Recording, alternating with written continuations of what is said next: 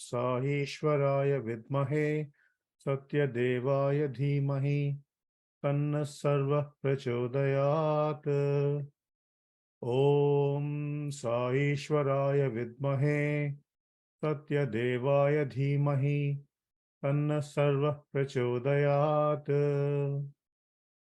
Om Sahishwaraya Vidmahe Satyadevaya Dhimahi Tanna Sarva Prachodayat.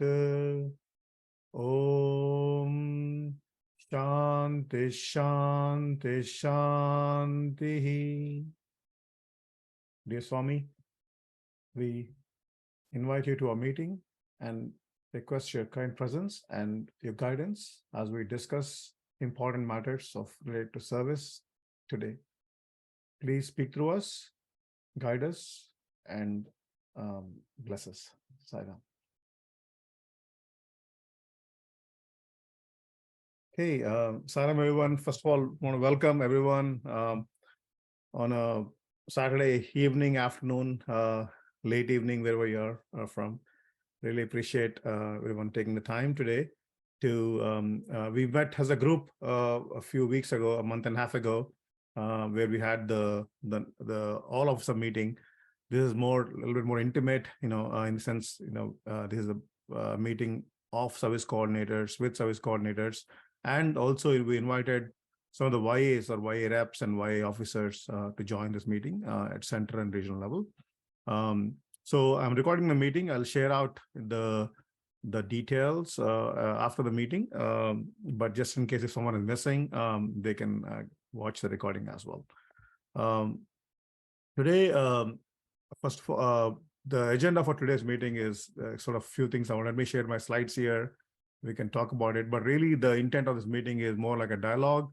We haven't had a chance. Generally, it's mostly, so a lot of these meetings are like unidirectional. I think, someone is a presenter and they'll always present something, right? And so on. But it's just like a family coming together as a group and then talking about, it's satsang, right? What Swami, how we can serve Swami, and how we can serve Swami's devotees and the community at large. And that's the intent. Let me share a slide deck here. I see a chat. Okay, we have Sister Sureka from Santa Rosa Center, Shreyas, of course. Please do, if possible at all, please do, like maybe you can actually add your center name to your name. If possible, you can rename it. That way we can also, know who we are. So let me share my screen. Why is it not?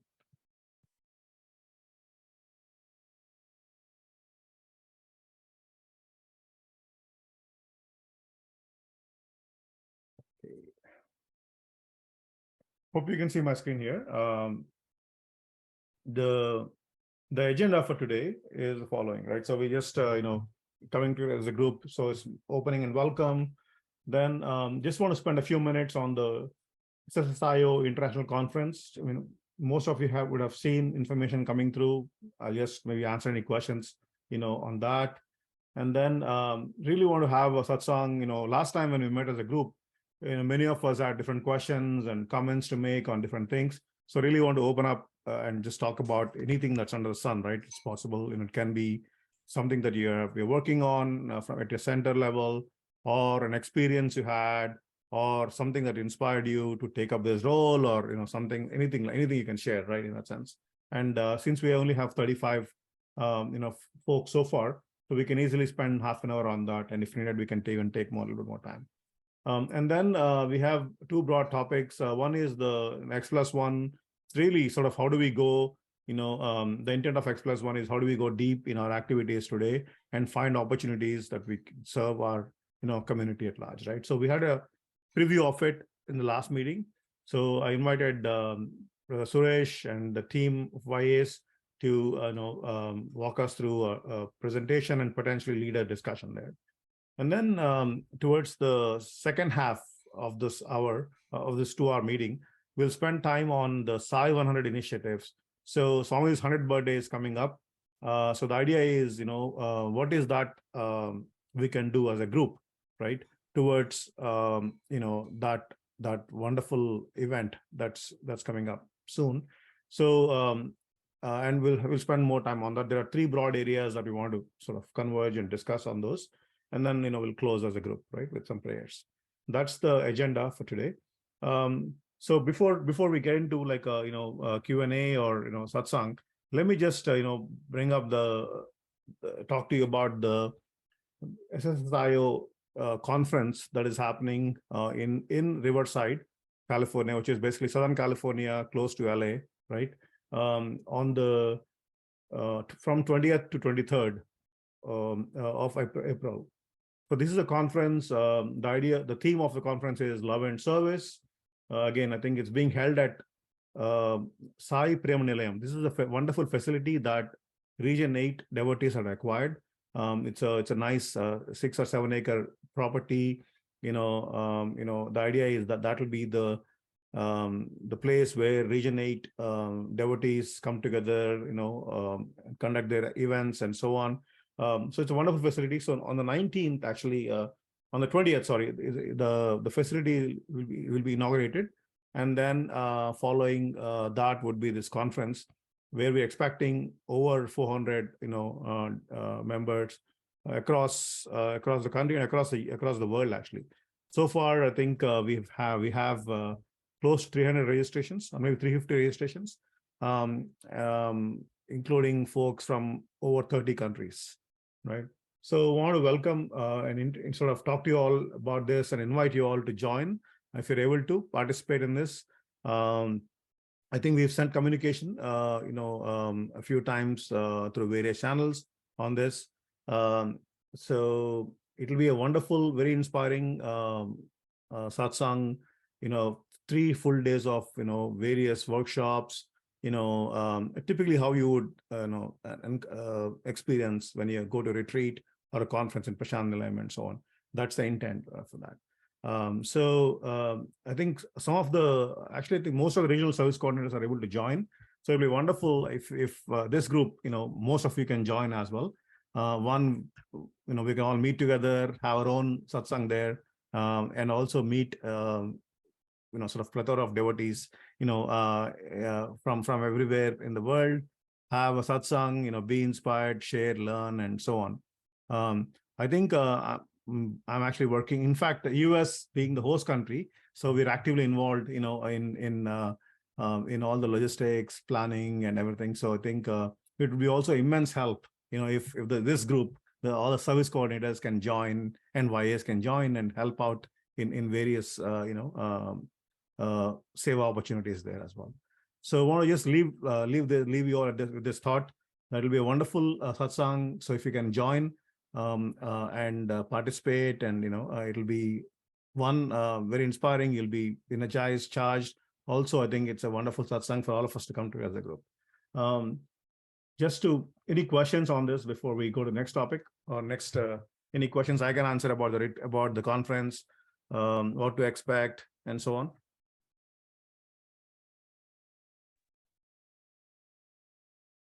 Anyone here joining? Maybe you can raise your hand if you're able to join as of now.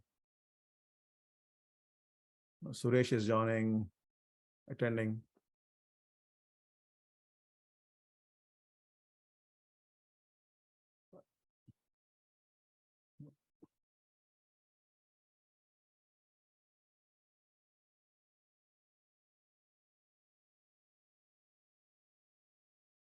Wonderful. So yeah, I think any questions that you might have just about the conference itself, or I think there are accommodations that actually are being planned. So there are hotels you can stay, or Airbnbs we're actually booking. So if you need help, let's say if you're to find an accommodation, also we could help out. There are devotees' homes that you could stay at. So wonderful various opportunities there as well, right? Just to give you all a sort of perspective, right? I think just from a seva perspective, just if you like to serve food, for example. So it's a conference that goes on for 5 days, right? And planning, 4 to 5 meals a day, including snacks and so on for 5 days, right? in the massive setup, sort of to do that. So wonderful area, facilities management, like transportation, various things that we could help out. And we're also looking for that. I think it's going to be like a mammoth event, and we can take everyone's support to organize that. So I'll send out again a message with the link and all that after this meeting today. And if you can join, that'll be just wonderful. Bhaskar, you have a question?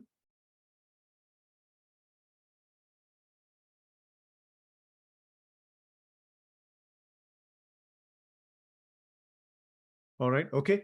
That just brings us back to the second topic that we had last time when we met in January.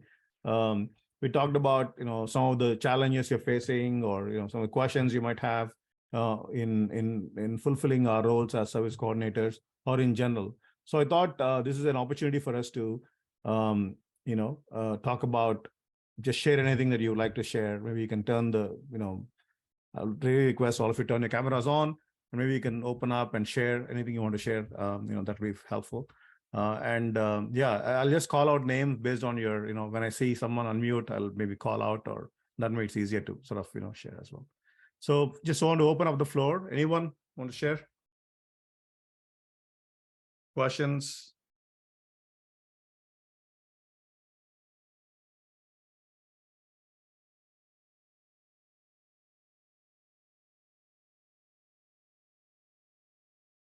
Sairam, brother. Sairam. This thing on the Sai 100, yeah, you had three things: site tutoring, outreach, and tree planting. What about the medical camp? Yeah, medical camps, I think we'll have a separate meeting on that front, because medical camps, I think, are generally being driven by the regional medical directors. So I think that's how these things. But I think the idea is that we'll come together as a group and talk about that in a subsequent meeting. I think that's the intent. Sounds good. Right. Thank you.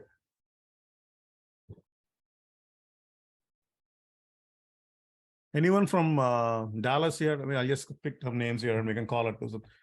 Is Vijay, Sister Vijay, on the phone, on the call here? Sorry, I was on mute. Sairam, Shiva. How are you doing? Good. How are you? I'm doing fine. Thank you. So, yeah, I'm here from Dallas. And I had a question, but I was just waiting it out to see if anyone will probably ask that question. Tell us about what's happening in Dallas. What activities are you guys doing? Maybe that's too. Oh, absolutely. This time, for the first time, I'm an officer and I'm also learning. But in Dallas, there is no dearth for service opportunities here. There are some monthly activities that we do. We do serve meals to some of the family and the adult homeless shelters in and around Dallas, pretty much in the downtown area. And we weekly we serve meals via VNA Meals on Wheels. Like we take the meals to the homebound seniors. That's something we do. Apart from the food delivery and serving food, we do have Afghan tutoring going on. That's like an all-day, all-week event that happens in Zoom and Saturdays in person. And what else? Let me just think about it. We did some crocheting project or in the winter. And very recently, we were very happy to host this senior social event that happened on March 4th in Dallas. And we could see the joy, the happiness, and kind of the awakening kind of thing in seniors' eyes. And they were very happy to come together that afternoon. They enjoyed the food. What we did was we took some pictures from them, the bad and the old and the recent, and we projected it, and we kind of did like a small interactive experience sharing event. And it was fun for everybody because at one point they were all together in the center, and they were the building blocks for our center. And they were like, oh, I knew what you did on that day. Or so they were pretty excited to share their life with us. And that was exciting for us as well. So in fact, that thanks for the inspiration, because that came from filial piety. And our brother Shiva from our region, he also told us, next time you might want to do it on that day. That's when everybody celebrates it. But that was that's what I told him. That was the point. But at least we were able to, we just took over as officers, so we didn't have much time. So we are at least happy. That was one in-reach program that we did in Dallas Eye Center. That was I want to say it's a big hit, and it made a lot of people happy. And we want to continue this tradition of now. And basically, this is just this is something we started, but we want to keep it up and we took feedback from them, and we want to attend to their needs. Anything like basic things like they want to go for a nature walk, or they want to have a health fair or something like that. So that's something which we are planning to continue, and each one of our wings is planning to host these events on a quarterly basis. So that's something which I would say is our spotlight for this quarter. And yeah, we are doing an outreach. We are planning to do an outreach program as well, where we have one of our, I'm sorry, am I taking so much of time? Or finish with the last question afterwards. Yes. Okay. Where we are taking our children to sing and spend some time with seniors at a memory care center. And yeah, the other thing that's coming is the tree planting. And thanks to Brother Shiva, there's been a lot of inspiration in our region for tree planting at this time. And we are hoping to take 100 of our SSC kids for tree planting in the next coming months. So that's been planned out. So we are looking forward for doing a lot of fun things before we let the children go for the summer holidays. And we have their service days coming up. And so we have a lot of events planned in the next 2 months, which is, yeah, that's what is going on. And I'm thankful to Swami and everybody for this opportunity. And Chandra and I shouldn't even say it's me. Chandra is my co-lead, and I'm so happy to be working with him. He's so humble, and I'm thinking that we are making a good team so far. So that's all when I say I think it's just us, the both of us, and we are thankful and grateful for the opportunity. Thank you, Vijay. Yeah. I think just to, I think some centers now, I think especially this term, I think they have taken the model of having 2 service coordinators. I think as like, I think just because, just the workload, I think it's a very smart idea. I think generally, I think it's something that, in fact, all wings are doing the same thing, education and devotion and so on. I think it's just to divide the workload. I think something that's now has become quite common after COVID, of course, and certainly in this particular selection period, I would say. The questions, Vijay, anything you want to share? Any question that you have for the team? Yeah, I just had one question because I'm new to this. I just wanted to ask, I think from our region, we know we always reach out to Brother Shiva for any tools or anything. See, we are all here serving at different centers, right? So I am thinking that the region and the national, they are here to support us with any tools and expertise they might have on a bigger scale. Mm-hmm. So I don't know what question to ask now, but just to ask if there is any support system that we have at the national level that we are not accessing, and we should be. So that's my only question. Thank you. No, thank you for the question. I think I think certainly through Brother Shiva, I think certainly through him, I think obviously he have the support, you have the access to everybody else that you need to. And we also, I think, have a very cohesive group. I think, let's say if, for example, I know that Brother Shiva was working with Brother Vijay on some camp that's happening, and Brother Vijay is from region 1. He's a service coordinator for region 1. Right. So I think there is a good network, I think, that you can leverage, which I think is being, already leveraged. But yeah, I think certainly you can reach out to, either him, of course, we have this forum is there. And I think and I'm actually thinking of maybe at the end of the call today, say proposing an idea, which is, can we just start a like a WhatsApp community, that we could create and share ideas and so on. At the same time, it should not actually also I mean, some of WhatsApp has its own great advantages and disadvantages. So I want to see what everyone feels about it. But yeah, I think you're certainly leveraging. But I think yeah, if you have any questions, certainly I think you can reach out to Shiva or me, or for that matter, I think yeah, we'll be able to help. Thank you, Sarah. Anyone else? Any other questions? Last time there were questions about resources, not having resources, and finances and various topics like that. Anything that comes to mind that you want to ask or share?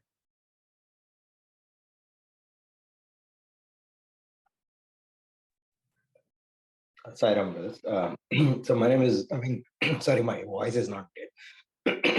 Sorry, brother. My name is Venkat Sambaraju. I'm from the Richmond Sci Center, Virginia. So we are a small group. I would say probably 15 to 20 families. So we used to do monthly pasta service at one of the churches, and also breakfast service at the in the downtown area. So actually, we have been doing that very actively for last, I would say, 4 or 5 years. But recently they were closed down due to some, I don't know what was the reasons. But so now, we trying to see how do we approach, like we tried reaching out to a few people if we have to do some service like this. But what is the normal process that this is my first year as a service coordinator in this center, so I would like to hear some feedback around that. Yeah. Sure. Anyone here want to answer from your experience? Sairam, brother. And thanks a lot, Brother Venkat, for the question. And the thing is, you have been doing we had a similar situation in Des Moines too. And we looked at who is getting affected. Suppose if we do stop the pasta service, what does it mean? How much people are getting affected? And the organization who is giving you a venue to do that, we can we explain to them that hey, we are ready to come and do it, and why don't you let us do it, because it's going to help so many people. And that's how we approached, and we got it back, and we just stopped even during the pandemic. Even when there was no vaccination, we still continued to do our service, of course with proper precautions. And we stopped the service only for 2 weeks, even with the peak pandemic, and when the vaccination was not invented at that time. But we told them that we will do it at that time. Instead of doing it in person, we gave it a take home. Of course, we had a 10 feet table in front so that we cannot be accessed so easily. And we started distributing take home boxes in person to them. But we continued the service and explained. Initially, the church, for that example, said that no way you can do it. We are closing the church. We cannot allow you inside. But we were able to convince them and said that we are not going to go inside the church. We'll just be in the corridor of the church and do it at the entrance. And that's how we convinced. And a lot of people came and they were thankful that we did that. So, so even though the church is closed, you are still serving outside. That's what we did. After that, now after the vaccination and everything, and it's no, I think here the problem was, I think they physically closed down during pandemic we did serve, but recently, like in the last 6 months or so, they have closed 2 places actually. So, so they're totally out of business. Totally, yeah. Oh, okay, sorry. Okay. Anyone else? I think good thoughts there. Anyone else? Any comments, feedback? I think the way is, I think basically what you're saying is that you had an opportunity earlier to serve, but right now that's opportunity that's not available, right? That's your right.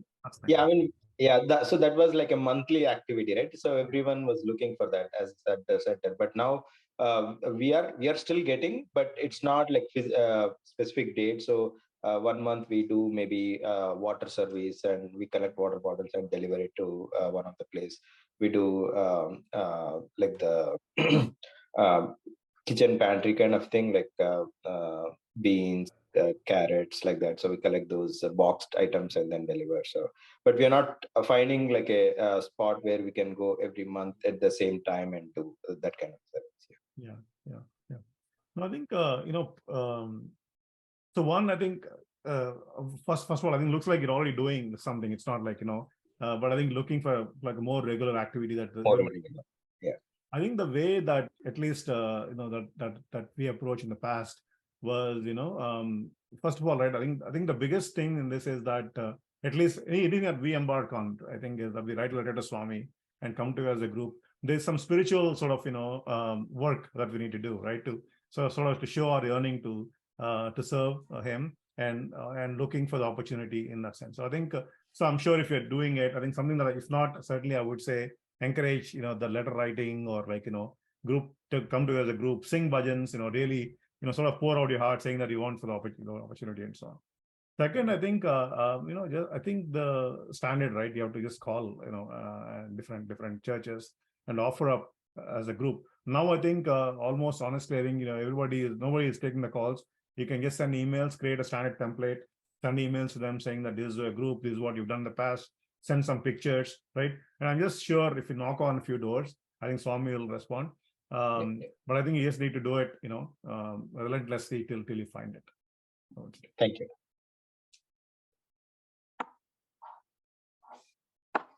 Anyone else? Any questions? What's happening? Is anyone from Chicago here? Just trying to call. Saram. Saram, My name what's is Praveen, happening? and I'm from Yes. Chicago North. So Chicago North, we are actually working like on bi-weekly sandwich service to the nearby church. Sorry, I think we'll get to this. Yeah, we are doing that bi-weekly sandwich service to the nearby church, and then we are also doing essential items delivery to Saro's family, and so she'll be helping us with the contact pointers of whom we can deliver. We are giving to her, and she'll be distributing them. So essential items is one thing that we are doing, and then we are planning something for the Easter. Mostly it will be of SSC activity, but we want to pack something and then give it to the people who are in need, kids who are in need, in specific to some gifts to them. And also like we plan to do it for December 25th, Christmas, to visit to the nearby Glenview nursing home and do some activity. But because of the COVID situation there, we were not able to go there. So on February 14th, we have gone there, distributed the course that we have prepared from our SSC kits. We have painted them. It's like a lids to close the cup sort of thing. We have painted, and then we have gone there, sang some carols, and then have played this housey with them, and then we came back, and that is one activity that we have done. Yeah, those are the major things that we are taking up currently, and I'm also looking for the new opportunities, whatever we can do, and then we can start from our service center. We participated in the tutoring service in Chicago Metro Center, but we were not able to take part on a regular basis because it is a little far. So maybe we have to think of doing something in nearby. Yeah, actually, this is first time that I'm doing service coordinator role. So as everyone mentioned, I'm also a little new, and then I'm trying to understand where to focus and then how to go with new service opportunities. So as mentioned by Sister Vijaya, so if there is any website where we can identify the tools or new service opportunities that are coming up, because ours is a small center, so we thought of grouping, we thought of taking up small activities and then slowly see how we can progress on. Yeah. Wonderful. Thank you, brother. Thank you. Yeah, I forgot to mention we are doing FMSA service, which is main service, like a monthly, once to twice we'll be doing that one. And coming Chicago land, they are planning for around 200 people to do the FMSA service on April 29th. So that is for complete Chicago land. So we want to take part as well. Saram. Got it. Saram, thank you. And there is a plantation drive as well planned on April 28th from Chicago land. Yeah, just want to mention that. Thank you, Saram. Actually, I'm at center, so that is the reason I came out and then talking. So my video will be turned off. Yeah. Nice. Today's center activity for us. Yeah. Today's activity, your center, is it? Nice. Thank you. Anyone else? Any questions, thoughts, comments? Let's see. Saira, Brother Shiva, yes. I have a quick question. Yes, this is Biji. Does anybody in any of the centers or any of the any of the centers working with Habitat for Humanity? Are they partnering with Habitat for Humanity on any projects? That's something I wanted to know so that I can, check with them about some info. Yeah, we in Phoenix used to do a lot of projects with Habitat for Humanity. This is Shreyas, and I'm the regional coordinator for Region 9. I'm also the group lead for the Greater Phoenix SSSIO group. So we used to do a lot of projects with Habitat for Humanity. The thing with Habitat for Humanity is when you go to their website, there's a specific link that you can click to find out all the opportunities that are available from a group perspective. And then you can sign up for those. And when you go there, it'll tell you whether they need 20 people or 10 people or whatever it is. And then depending on the shortfall, you might have 2 different groups join in the same project and do it together. You can also do it individual, and individual sign up is different. It's a different link. So I would say just go in there and see what projects are available in your area. And once you sign up for it, the service coordinator or the coordinator there will get in touch with you, and that's how you build the relationship with Habitat for Humanity. Okay. Thank you, Shreyas. So I checked out the one closer to us, and it doesn't look like they have something on the website where we can directly go sign in. Looks like we have to reach out to someone to actually find out what group projects that they have. But I'm glad to hear that that's an option for you all. Thank you for the information. I think I will reach out to them, and it's good to know that we have someone in our community doing the same thing. Yeah, and we've done that also in the Bay Area here, Vijay. Okay. We worked even like just prior to COVID, we were working with them on doing some projects there. All right. Okay. Similar model, what Shreyas talked about, the same process. Oh. Yeah. Okay. Thank you. Any other question? What's happening in Detroit? Anyone from Detroit? Who's calling some big centers? Yeah, Sairam. Yeah, hi, this is Karthik. I'm the service coordinator for Detroit Metro Center. We are about 100 plus families here in Detroit Center. So we do a few activities on a recurring basis every month. So one of the things is we actually cook food for a soup kitchen here. We basically cook it at our homes, take it and serve it there. We serve about 160 families every month.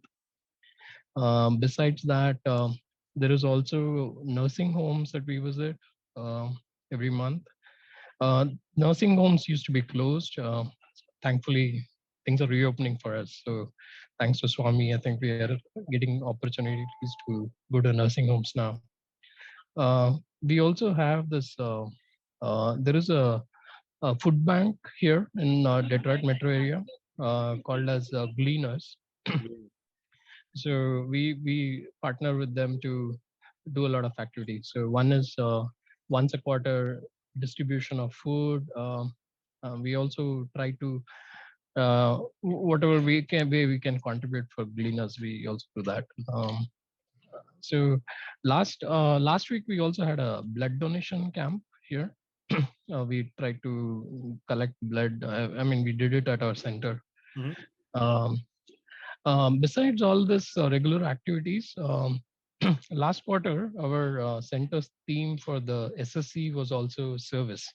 So incidentally, we involved all the kids also for service activities. So we made them, or rather they came up with different ideas for service activities. So they made Christmas cards, which we distributed in the nursing homes. Then the older SSC kids taught the younger SSC kids. They collected toys which can be distributed. Some of the group 4 SSC kids also cooked at the soup kitchen. So we are also trying to involve the kids in the SSC activities. So it's kind of something we tried in the last quarter. Something is just coming up and just part of the SSSIO 100. We are also trying to kickstart all the tree planting initiatives. obviously we have signed up for a large number, so we are trying to see how we can gear up to it. So I think there are some some organizations we're trying to partner with. One good thing about that tree planting initiative is um, we may also get some funding from the national resource. I forget the name of the agency, but our tree, we have identified another. Our vice president is taking on the role of the tree coordinator. So she is trying to figure out how to do that. But I think she told me that we may also get some funding from the government to do some of our tree planting initiatives. So that's good. Yeah. And tutoring also we are trying to figure out by talking to Detroit public schools. But not. I mean, that's one area we are trying to kickstart. I think so. I think. Sure. Yeah. We can. Those are some of the updates. Thank you, Karthik. I think we can certainly support on tutoring and see if you need any help calling someone or all that. We can provide testimonials from other schools. Principals can call the school principals. We can do all that. So I think we have a pretty solid network there. It's for sure. Let us know. So, and I think the funding. I think Chitra is on call. I think Chitra is online. So I think if we're able to crack the funding, situation, let us everybody know so they can also approach government for funding and so on if required for grants and all. Yeah. Brother Karthik, do you want to say the number what you have committed for on the tree planting? Yeah. So I think our center has taken about 1,008 to begin with. That's why I wanted to share that. Thank you, brother. Yeah. 1,008. Thank you. So, 1,008. We want to exceed that number, but I think that's our. I know you will. With God's blessings, I think hopefully we can. Yeah. We have we can have time for one more sharing. Anything inspiration, anything you can want to share, please do so. Learning. Shiva, yeah. If you don't mind, I can share one thing. Sure, go ahead, please. I'll take 2 minutes. I'd like to share the screen and let me quickly go for it. Yeah. This is can you hear me? Yeah. This is on this thing. The Gary Homeless Shelter, the Munsters Sai group is doing the food service on every Saturday. Other than that, on Tuesdays, we go and do this thing. We help them with job application and then health education. Like Dr. Hari gave them education on alcohol and their issues. Then Dr. Geeta gave them another lecture. And we had 3 doctors, different doctors give on different topics on acidity, all the way starting from acidity to alcohol, smoking, cancer, COVID. And then this thing, the sister Doris Hampton gave a lecture on Who Am I on the SSEHV.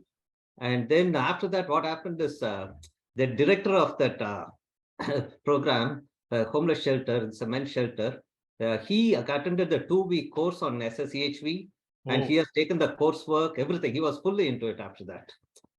And so that is one thing I wanted to share. And then we also help them with job application. And during Christmas, Brother Jeff, one of our side devotee, he sang carols and things like that. And we also help them with tax filing. And we got, for a few people, we got them the stimulus checks, because these are the people who are in prison, and immediately after they are released from the prison, they come to the shelter and they're literally lost. They don't have any identity or anything. And say, for example, he was in the prison for the last 4 years. We help them get the stimulus checks for the last 4 years by filing taxes. We have a service coordinator in Fort Wayne who helps with the filing taxes for them free of charge and things like that. So job application. When you call about X+1, this is, I thought, one good example where we went above and beyond for these things. Sairam, thank you. Thank you, sir. Sai. I think it's a good segue to sort of X+. I was just thinking about the same thing, that it could be a good segue to discussion on the X+1. Suresh, take over. And please, through the presentation or discussion today, you don't want to ask, in public, if you want to ask, like share a question in private to me directly or to the group, please feel free to type them. And then certainly we'll take them up as we go today, or if not, we'll reach out directly. Yeah. So over to you, Suresh. Sorry, yeah, let me share my screen. And thank you everyone for giving opportunity to talk about X+1. I think Brother Sai Chalap has already touched upon a little bit, and you will hear more similar things from my end too. So we already talked about this in the officer training, what X+1 means, but I just want to spend like a couple of minutes for those who haven't attended there. And then most of the time we'll spend discussing around that. So what does this X+1 mean, right? We already heard from different centers like in Chicago, Detroit, Dallas, a lot of activities that are happening, be it like food service that's going on, or be it like hygiene, winter clothing drives that we do and so on, right? That's our X. So we've been doing many different activities. So the concept is more about, can we take one extra step of what we are already doing? You might be wondering why. The reason is, so yeah, this one extra step could either help somebody who is in need of it, or could also put some skill that our volunteers have into use. For example, somebody is very good at computers, and maybe the step is that someone at the shelter needs some kind of computer skills, and you can leverage this new skill, right? And just like what Brother Sai Chalapa has actually presented just now, that was the example which sounded the most inspiring, in fact, when we came up with X+1 concept. Like at the Munster Science Center, they had these food services, and when they approached the center, what else they can do, it kind of led to many things. Like initially they started with these physical fitness exercises, and then they got chance to do the health education, like you have seen the slide from Dr. Hari presenting, or Dr. Geeta, and led to many other activities. As you could see, like as simple as it sounds, it can actually bring a lot of impact, and one thing can lead to the other. That's what we're trying to promote, so that all of us can do our bit, can take our activities just by one step. It's not so easy to form a relation with any existing shelter that we work with, but we can always build upon what we already have. That's the main idea. So today, as I said, we want to mainly spend time in terms of reflecting and discussion. So we have a small reflection exercise that we all want to go through with each other. So I'd like to request you all to be just comfortable wherever you're sitting. Feel free to close your eyes if it helps, and just listen through this audio. Hope you can hear the sound. Sai Ram. Let us begin with a simple exercise that will help us reflect and be more mindful. Think about a service project that you participated in the last 3 or 6 months. It could be something that you go regularly, or something that has left an impact on you. Visualize that you are in that place of service.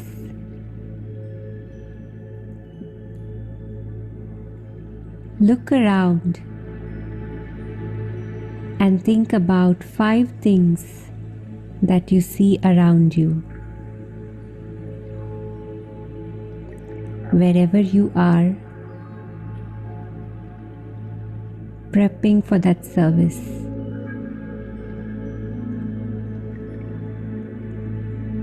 Now think about 4 things that you can touch. It could be something around you or in your reach.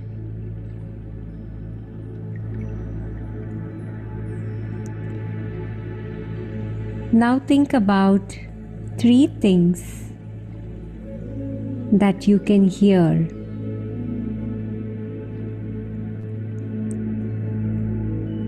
Sounds around you in that place of service or conversations that you can hear.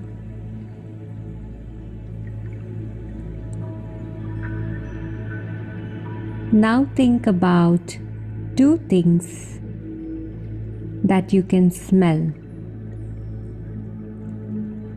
Something that reminds you of that place where you serve.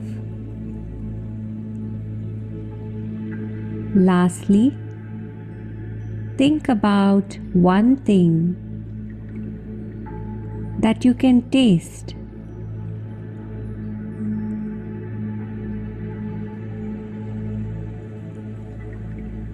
Now that we are immersed in that service project, think about 1 opportunity that you see a need for. Something that you may have observed or something that you heard from the people you serve, or a conversation that you had with someone else there. Once you've identified the opportunity, hold on to that thought.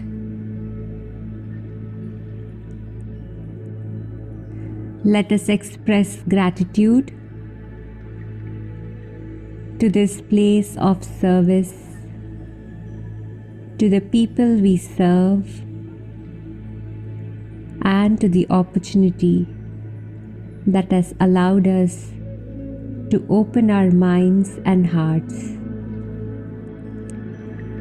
Let's slowly come back to this breakout session at the retreat. Please open your eyes when you're comfortable. Sai Ram.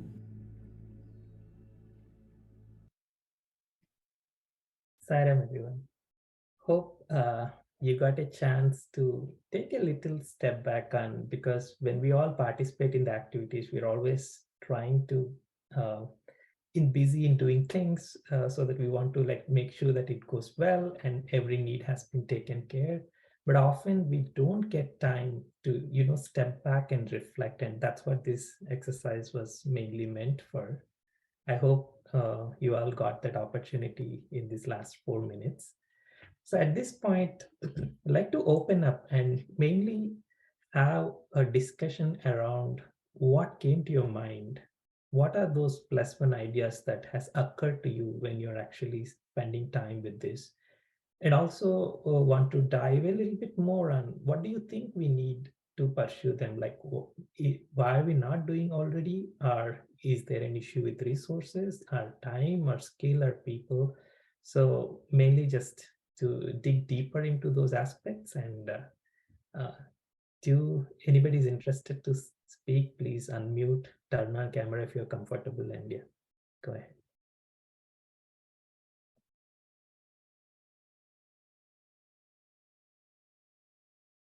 Brother Suresh, just one quick thing I want to share is on that Express one, you talked about physical exercise too. And that I want to share is, so we were teaching them some breathing exercise and some stretching exercises. And one guy the next week said that, hey, after doing the breathing exercise, I'm able to wake up in the morning and I'm able to be active. Earlier, I was not able to wake up or be active. And 2 weeks later, he's out of the shelter. He was able to find a job and he's out of the shelter. So just wanted to share that. That's how Swami shows us how it impacts and things like that. Wow. Thank you, brother. That was actually one of the most inspiring stories we have heard when we are actually talking about X+1, to be honest. And it in fact helped us also to do a lot of reflection locally within Region 6 as well. Like we were doing this construction of houses here. And when we went through ourselves this exercise, we felt like, yeah, we're building these houses, coming back. Why are we not taking that one extra step of see where these houses are going? How are those people using them, right? And 2 weeks ago, we actually went there and we kind of learned so many new things. I mean, apparently they often run out of food, and we were like, we could easily serve them, right? It's just a village of 40 people. And so those are all new opportunities that are also coming up here. And anyone else would like to share? Brother Suresh, I can share. I'm Sister Kavita from Rochester, Minnesota. When the reflection was going on, over the last couple of years, in Rochester, we're just a small group of 4 or 5 families. And so the young adults, or not young adults, the SSE group for kids had not had a chance to do seva. We have a daycare center for the homeless people. And the kids went and cooked a meal, and we were all there and served, and it was very joyful. And by the time it came to serving, everyone was getting tired, and some kids had to leave and things. And so they were serving quickly and wanting to move on their way. And I know when I was there and I was doing this mindfulness exercise, I was thinking, wouldn't it be nice for the kids to actually, or for all of us to actually sit and have a meal with the people who are there, rather than just give it and say Sai Ram, or in your heart say Sai Ram and leave.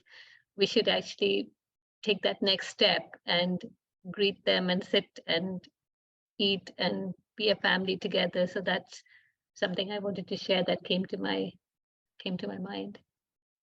Amazing thought, sister. Actually, you touched upon an important aspect also, like, that personal touch makes so much difference. And this is also what we want to emphasize, like +1 doesn't mean that, yes, we want to serve or anything involving like a very big thing, but it sounds small, but it has such a profound impact, right? Like sitting with them, spending time. And sometimes mostly what they need is an ear to listen. Like they just want to make sure somebody's listening to them, and that can make a big difference in their lives too. And thank you for sharing. This is really impressive.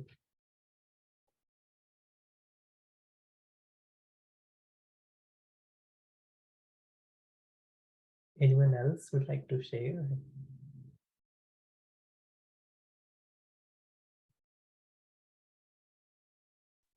Yeah, Sarah, sorry. Yeah, I have one thought. Like during the Region 5 retreat, we just got an idea. That is like there are so many homeless people who are not able to visit the medical centers because where we are serving the sandwiches as well, the Waukegan Church where we are serving. There are so many homeless people. So providing any sort of health related help will be really good is what we thought, like a follow up for their medical visits, or providing a transportation if required, or thinking of providing some insurance related help, or providing some medical cards, something like that we thought, which is one idea that we got, but of course we did not take it further. That idea has come up, maybe slowly we have to put it into plan. Yeah. This is one idea that we are having. So that way, because of the COVID situation, we were not able to do, but now the COVID has, we were out of that situation. So I think we can go and interact with the homeless people, and then we can think of providing this service. Sairam. Sairam brothers. Yeah, thank you for sharing. So do you think that you have already the resources that you need for such a thing, or No, it is just in a plan. We never have thought about further resources thing. We still need to think of, we thought of actually getting in touch with anyone who is already doing this activity, maybe some organization, and then take the next step of interacting with them and see how we can help them first. And then slowly understand what resources are required, what are the required, what is the required knowledge for jumping onto that activity. Yeah, but we don't have any tools as of now, or any idea to jump onto that one. Whether it is a correct activity to pick up, also we are in doubtful situation. But please guide us if you can help us here. Yeah, Sairam, Satya, please, I'll talk to you offline, and we have enough resources to give you all the details on this. And we have already done that too. So thank you for coming up with this idea. That's wonderful. And he's a young adult who teaches yoga for the summer program too. Thanks, Satya. Sairam, thank you. Thank you, brother, for sharing. See, all it takes is to take the next step, and automatically everything else happens, right? as Swami says, you take one step and he takes the 100 steps for us. And I think just a question to the group on this topic. I mean, like almost all the centers, right, that are actually serving have some food projects that are actually like distribution of food projects. How is that fair assumption? Number one.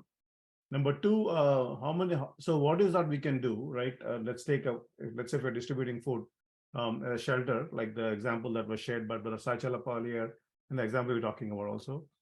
How do we think about like a next something else we can do to to impact that community and so on?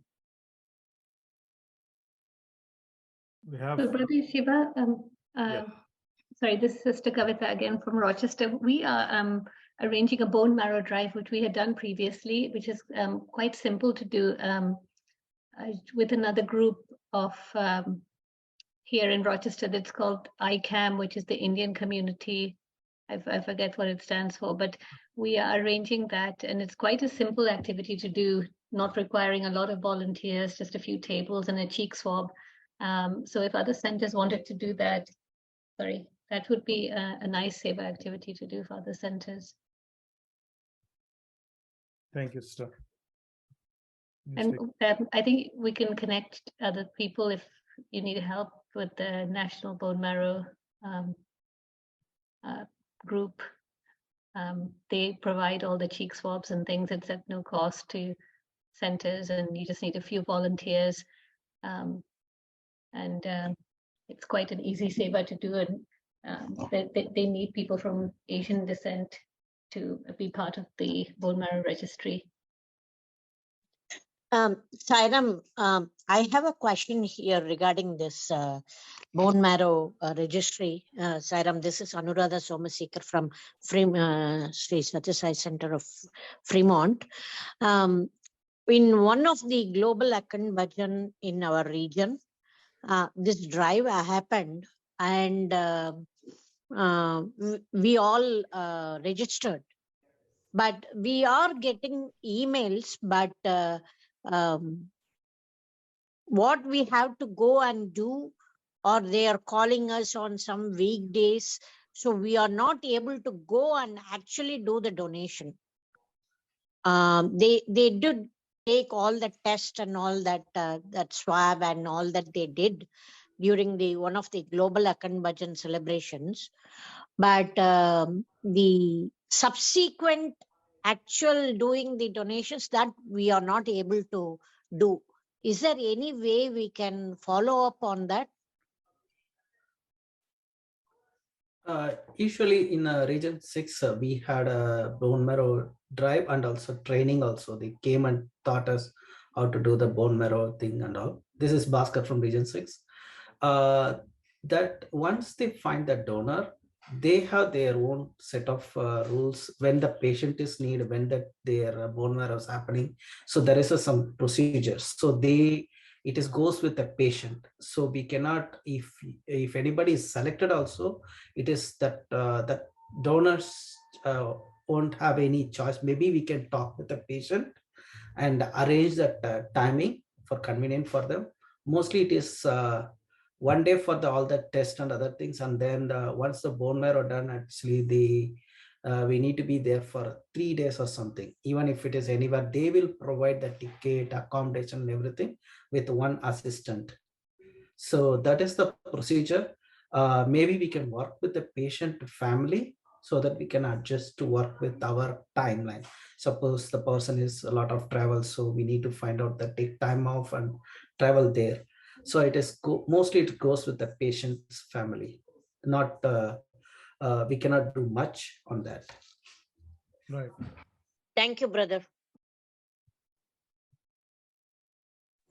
And Sairam, this is Asha. And on that, actually, one of our Sai brothers was called and did go through this process quite, and was very happy to do that. So. Got it. Thank you, Asha. Anyone else want to share on these additional needs? So we talked about sort of generally in healthcare, side organizing some, wellness activities to the shelters that you work with, potentially organizing like, bone marrow drives such as bone marrow drive or even blood drives and so on. What else? Yeah, one thing that we often don't focus, Brother Shiva, is also women's needs at the shelters we serve. We probably will be serving food, but there are additional needs that we can easily reach out and cover those. So just wanted to bring up for others' sake here. Yeah, Suresh, thanks for bringing up that. We serve one of the women's shelter here. And when we looked into that, and then we thought we can do a little bit more. What we did is that X+1, we didn't think of that concept, but when we did that, later on, it expanded that one. So they need a sanitary napkins, and then the kids, they need diapers. So what we did is we asked the size, and we gave that size to the center members. So they do that Amazon direct delivery to them every quarter. So it is like, it is going from that who is donating, how much it's going. Initially, we had a discussion. After that, it is total silent, but it is happening. So that is another one, silent X+1. Thank you. Thank you so much, Brother Fashid.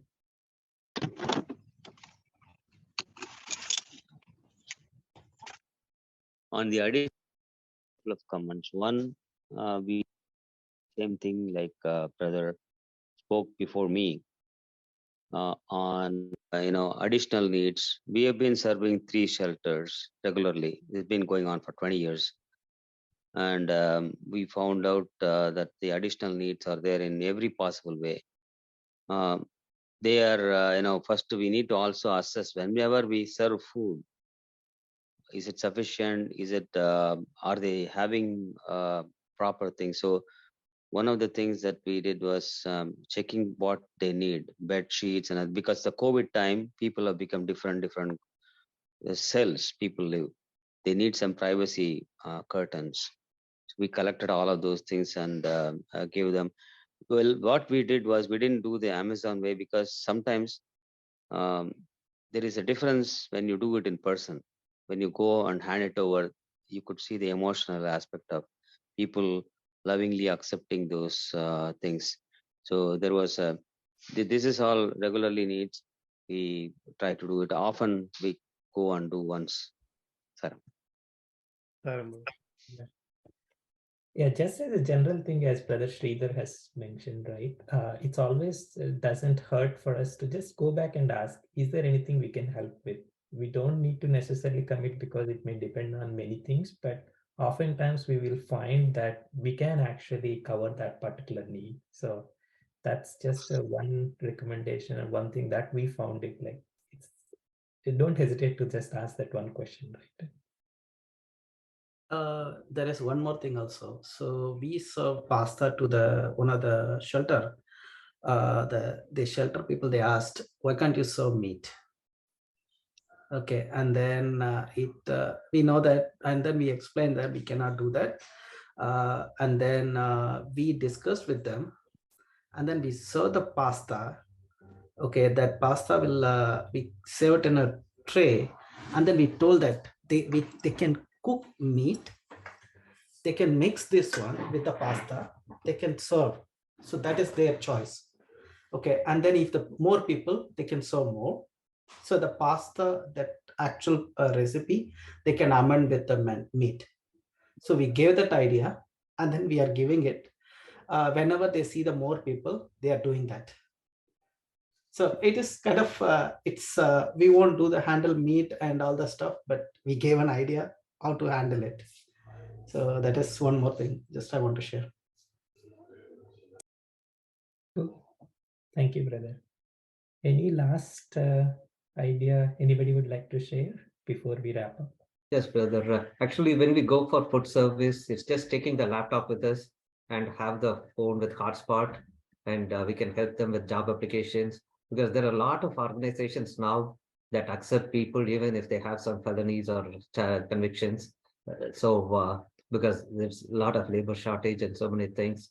So the job application is one thing where we can give them life, and it's just being there. We are not spending any extra time, just having our laptop there and doing this. And sometimes they don't have email or phone, then we have to check with the shelter what we are serving. And if they are willing to accept their address as this guy's address, then we can do that too. So these are the things we can do. Sarah. Thank you. Thank you so much, brother, for sharing that. Can I add one more, Sridhar again, Sarah? Yeah. See, when we do this service, food service, we need to be also conscious about their health. So we will probably be running medical testing, which we do along with the doctors. When now that we are coming off of COVID, we will have some kind of close proximity to reach out and do these things for these shelters. That's one thing that other people can think of if it is possible. Sorry. Yeah. Sairam, this is Ananta Ramakrishnan from Pittsburgh Science Center. Thank you, Sridhar, for touching base on that. We were actually doing that seva in lines,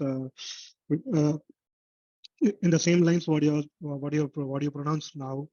We are serving in a rescue mission called Light of Life in Pittsburgh Science Center. And we reached out with a new program. It was seriously thought by some of our Sai brothers within our center. And we were thinking of starting a program, something like Know Your Health. The idea of this program is to have the basic screening test and the health education and health awareness to the residents of Light of Life Rescue Mission, especially to be very precise on blood sugar test or creatinine test or HbA1c test, or BP test, those kind of basic tests. And along with that, if we could do some kind of a dental basic checkup, we have a couple of dentists there in our center. So we are thinking if we can mobilize their availability with this Light of Life, we could even educate how to conduct one with more cleanliness and basic dental checkup, and we can also give some kit with toothpaste and a brush. These are the ideas that we had, and by Swami's grace, this idea was very much welcomed by the rescue mission, and we dropped an email with a proposal that our idea is to take care of the health of the residents, not only with the food. So whatever they think, whatever the date that they are comfortable with to start with, initially we wanted to start on the first year, or if it goes well, we can make it as a bi-yearly program. And we are pretty much on every week we are having a conversation on the same lines. We are speaking such way that the first quarter we can have a dental, second quarter we can have a medical, and third quarter again dental, and fourth quarter medical, so that every quarter some kind of health service is covered, along with the monthly food service that we do on a regular basis for so many decades with the Light of Life mission. Is that what's the Light of Life? Is it like a homeless shelter? Yes, it is a homeless shelter. There are people registered, and some people stay over there. Some people don't stay; they stay at the streets. But we have to be pretty cautious when we approach with medical services with them, because many people were drug addicts, to be very frank. So they should never think that we are trying to expose their alcohol level to somebody and threaten them. It's not that. So we will be going out in a much more dedicated way, and we will be more informed, I would say. Like, we will give a flyer that this is the thing that we have wanted to do. We are not giving you any medicines. We are not prescribing you anything. So we will just test it, a prick of a needle. We will test the basic health checkup, and we will tell you what your numbers are, and you still have to get associated with your own physician to talk to. If something, your numbers are not good enough, then you have to go and consult your own physician for your medication. Got it. Thank you for sharing that. Yeah. Sairam, that's a great suggestion. Could you share that sheet also, whatever you are suggesting? it'll be a good idea for us to all to know, use a similar idea. The Oh, flyer. definitely. Yeah, flyer, we haven't gone yet to that point. We have sent it out to the Light of Life Rescue Mission, where the program director has to approve it officially, and they have to come up with a date. And they initially asked us to reveal the doctors and where do they practice and what sort of qualification they have. But we do have a couple of doctors in our center. We need to see the availability based on the dates that they give, and as these services are voluntary, and we also want to see which doctor is available on which date, and then we would be going back and telling them. And once this process gets finalized, then we will be printing out the flyer. So I will certainly keep in mind, like, if you can drop me a text message, my phone number, I would message you. You could drop me out a message so that we will be in touch. I will share the flyer with you once I get that ready. Sure.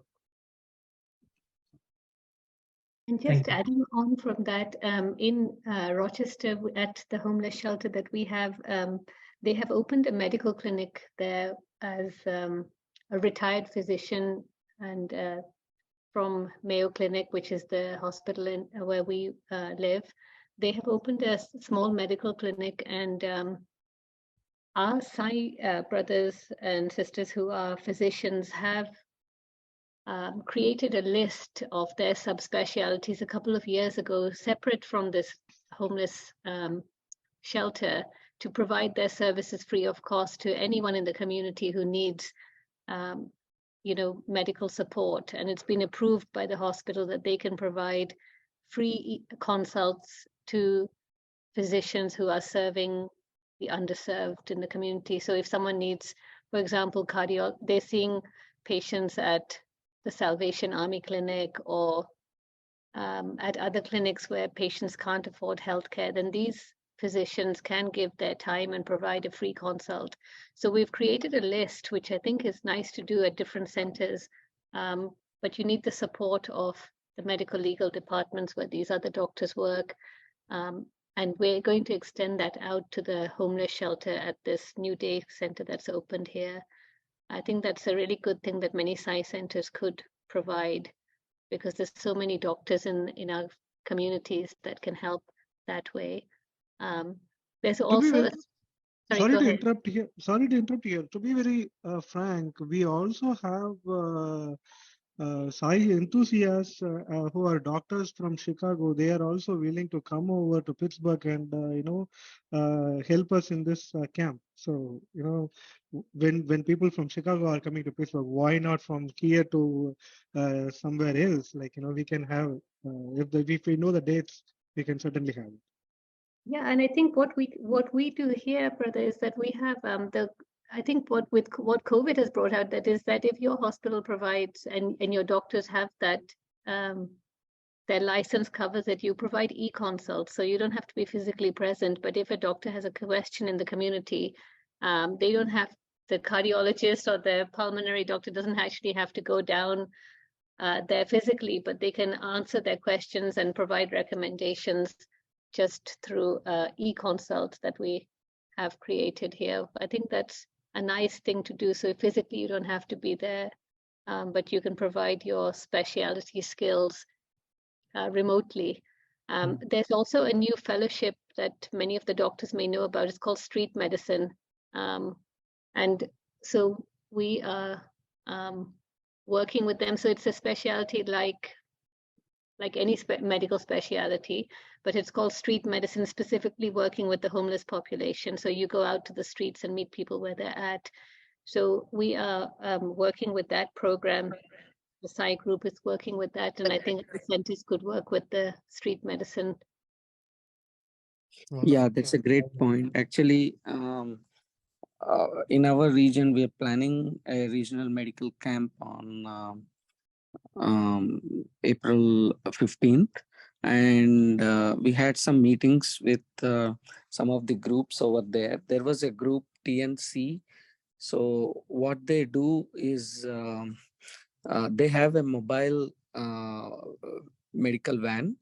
and they go to the remote areas and provide the service to the remote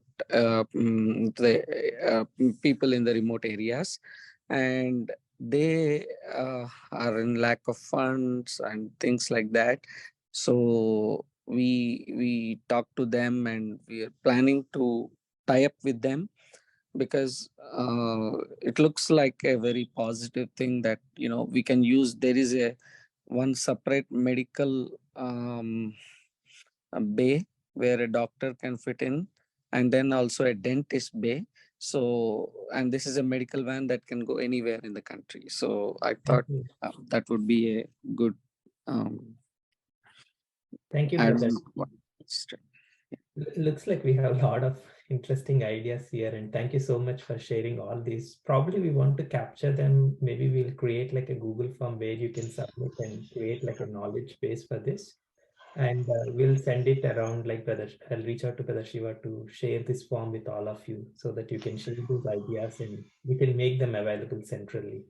Yeah. In the interest of time with agenda, I'd like to hand it over back to Brother Shiva, and thank you so much for all the live. One second, I just have one question. What is this? Can you provide more information on that street specialty fellowship? Was it Kavita from Rochester? Yeah. Sure. Street medicine fellowship. Yeah, it's a medical specialty. Okay. I can share it with maybe Brother Sai Chalepa, who can send it out. Okay. Sure, Thank sister. Yeah, I'm going to Sign talk to you offline. I've already noted it down. You have done so much wonderful job. Yeah, certainly. I think, in fact, when we do meet on the medical services or medical camps, I think in the next for a few weeks, I think some of the ideas can also be taken up and see what we can do there and so on. I think Dr. Ramadevi, I think she's actually going to do a workshop in LA right during the conference, just on this, on how do we enhance our current medical service offerings, and how do we sort of think about it from spiritual aspects and so on. I think so. Lot will come out over the next few weeks on that. But I think generally it's a wonderful discussion. I think, as we saw, right, as we with some use cases that were sort of presented or talked about, where we started off with food service. Eventually we're doing many things and so on. I think the idea is really just that. I mean, how do we think about incrementally enhancing what we're doing, right? So that we can sort of offer many more save opportunities to our membership, and also bring community along with us to join us to serve the community, right, in a way. So that's the intent. Hopefully you got some ideas, but I think as we sort of speak and share these things regularly as a group, I think there's a lot more that we could collectively bring to the to the table, I would say, in that sense. So thank you so much. Think the next topic, we have about 40 minutes or so. I think the next topic that I want to share is the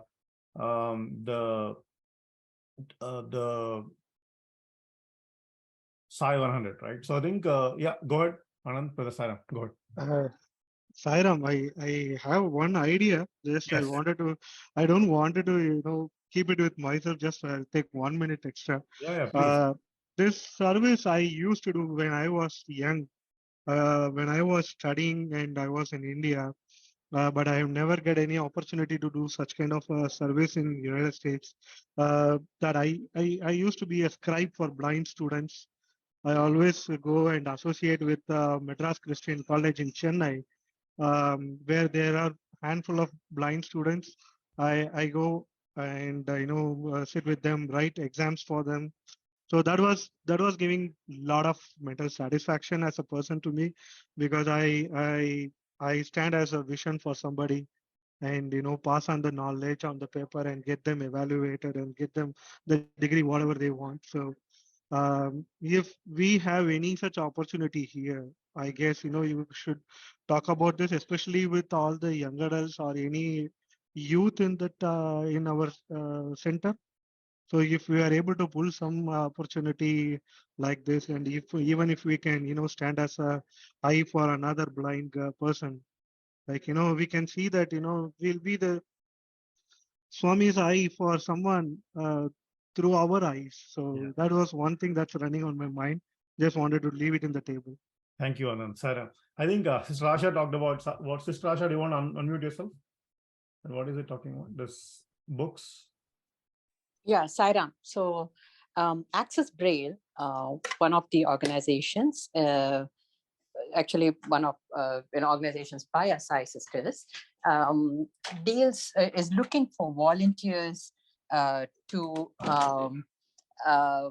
check out the translated book. So what happens is they actually use the OCR mechanism to get the book in the voice recognized form, in the braille recognized form. But not all the translations are done well, so they need people to recheck it. So that can be even audio recording. You can do, or you can even translate. So if that is the kind of an opportunity somebody is interested in, please let us know. We'll put you in touch with the Sai sister who is working on it.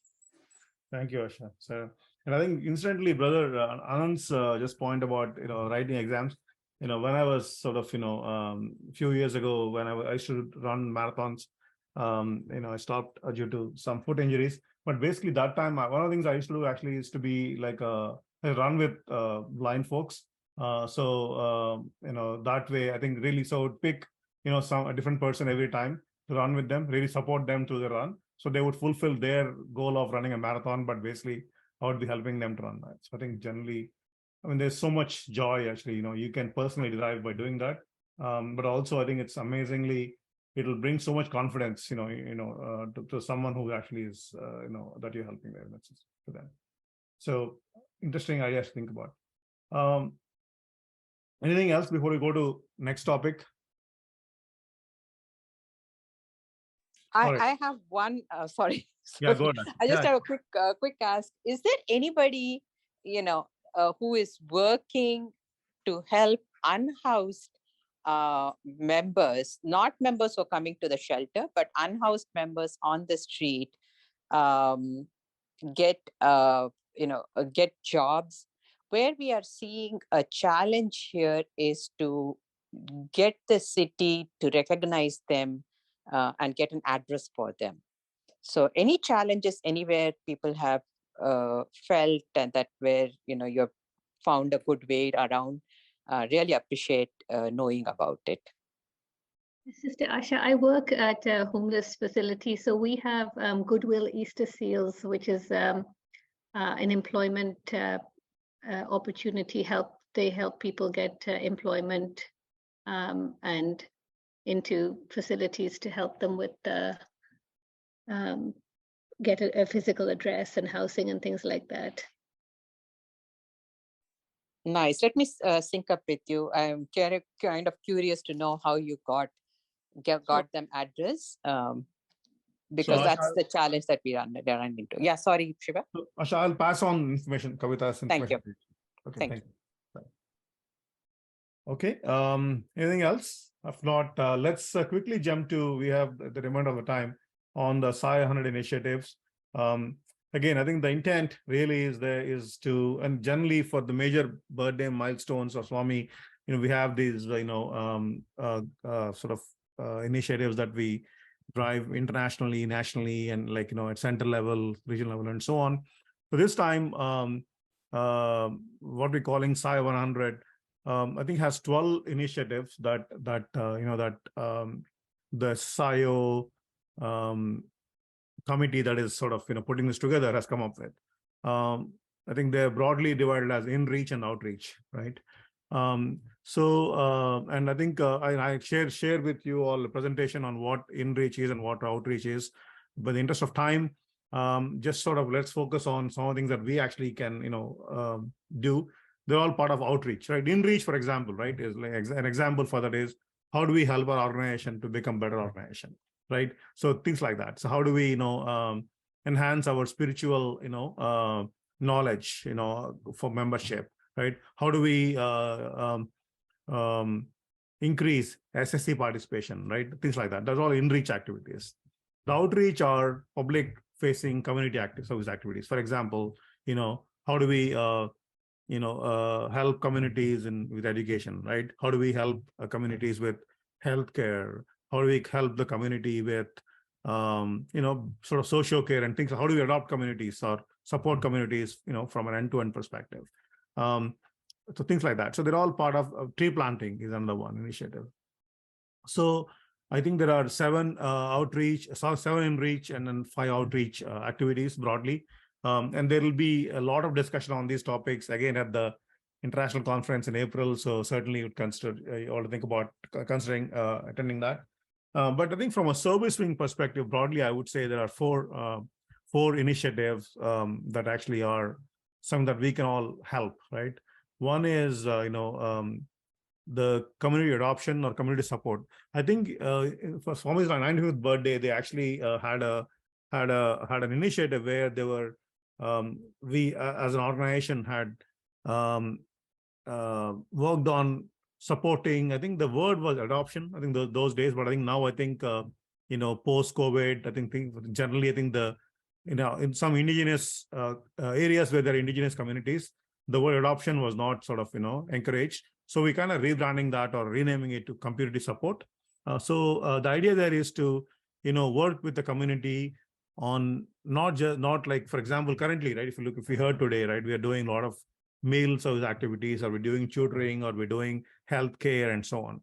The idea of community support is to work with a particular community end-to-end, meaning like cover many services. For example, let's say if you're like Express One, right? So let's say if you're doing, if you're supporting the community with food service, you're going there every month, once a month, providing food, at a shelter or, and so on.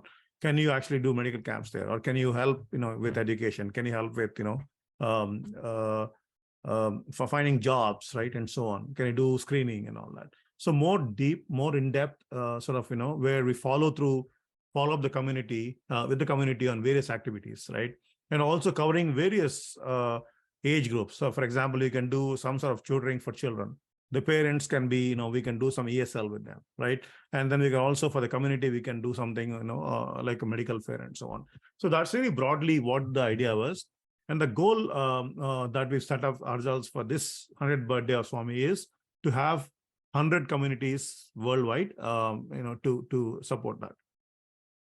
I think, and for 95th birthday, when they actually had this idea, that time, I think we had over 130 communities, 140 communities already signed up, doing this work.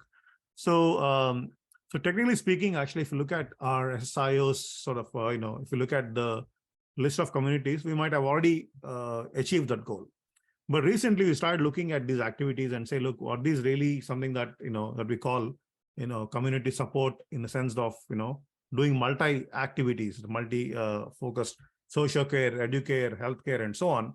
I think the number has sort of changed, right? Obviously, I think, obviously, as we learn more about these things, the number has changed. The idea is that as a group, maybe in the US, we have 10 regions, right? Can we have, I think originally in our list in the US itself, we had maybe 10 or 12 communities that we were, sort of supporting. But again, they all fall under onesies, twosies kind of, activities. So the question is, can we, in the US, take up 2 communities per region? So have 20 communities that we could, support as we go forward, right? That's one thought as part of the 100th birthday initiatives. So just want to pause here. Any questions on this? Do you have any community in your region that you've kind of, are supporting from this perspective, from end-to-end perspective, that can be added to this list?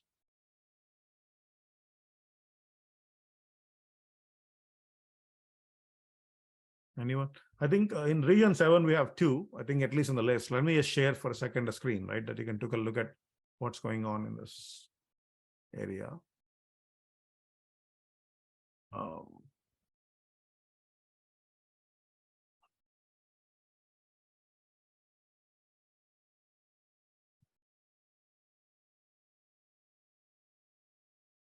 Sairam, brother, this is it like adopting one family and taking care of all their needs, like one refugee family and taking care of their needs like education, job. Does that meet this requirement or? The idea is more than one family, brother, honestly, right?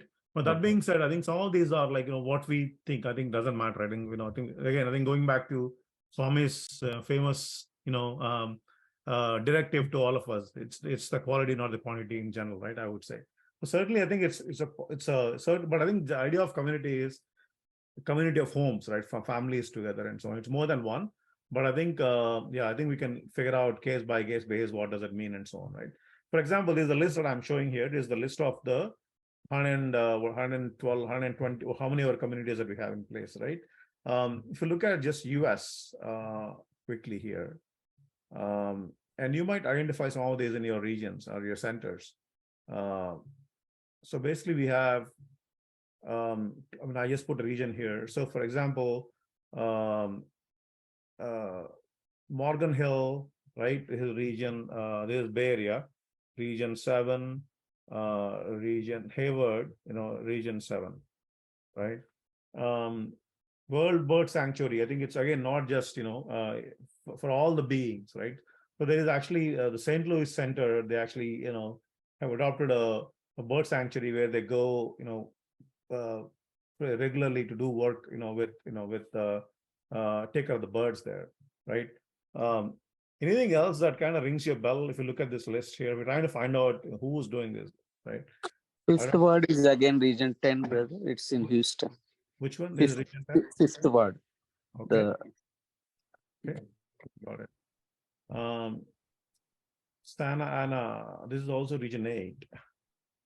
For example, these activities are not happening anymore. I think this is, I think they were doing medical camps earlier, but they stopped doing work there.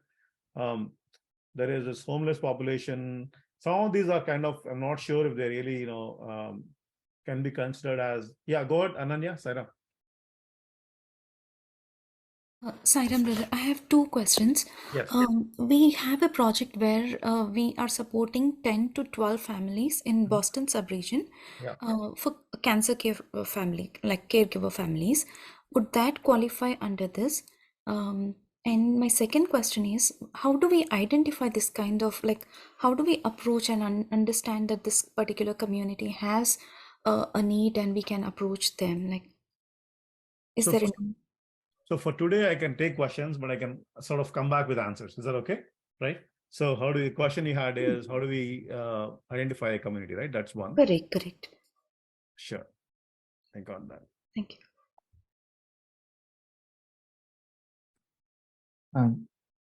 Go ahead.